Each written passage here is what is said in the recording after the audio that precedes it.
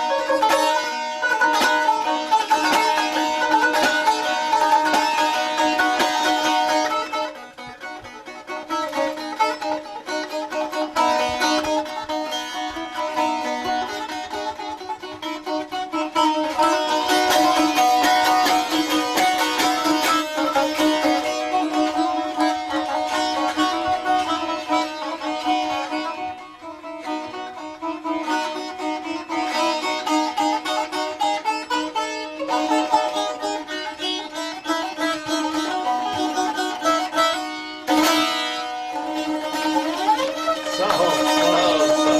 Sağ ol. Çok sağ ol. Çok sağ ol. Çok sağ ol. Çok sağ ol.